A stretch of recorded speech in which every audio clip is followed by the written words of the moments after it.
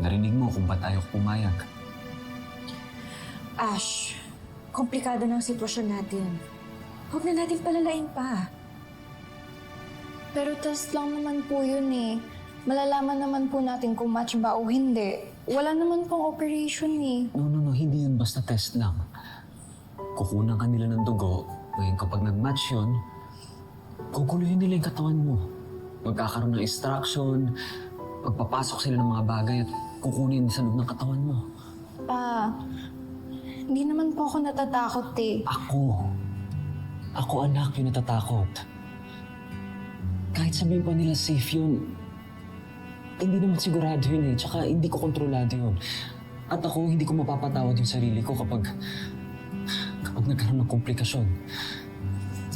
Kung ako po yung nasa hospital bed, tapos si Jasmine lang po ang pwedeng makaligtas sa akin, hindi po ba kayo makikiusap? Hindi niyo po ba gagawin ng lahat? Hindi ko lang po gustong may mawala dahil lang may natatakot pong mag-try, Dad. Lalong-lalo na si Jasmine yung gusto ko pong tulungan na gumaling. Ay, hindi kita pinalaki para maging savior ng problema ng iba. Ang bata-bata mo pa. At ang bata-bata pa din po ni Jasmine para hindi magka-chance na gumaling. Hindi niyo rin po ako pinalaki para umiwas kapag kaya ko naman pong tumulong.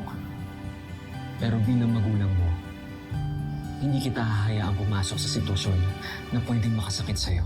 I'm sorry, Ash, kung hindi ito yung sagot na gusto mong marinig.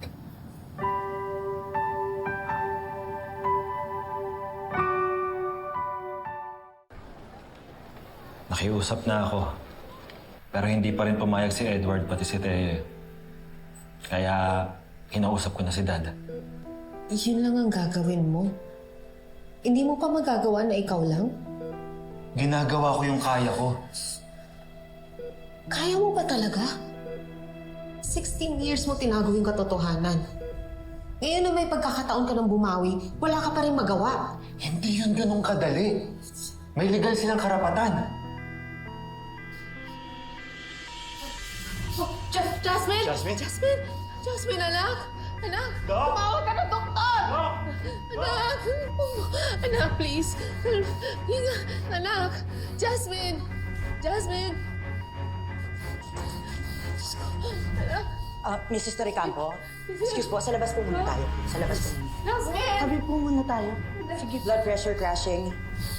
Possible septic response. We need to stabilize immediately. Nurse, prepare norepidrap. Yes, doc, move.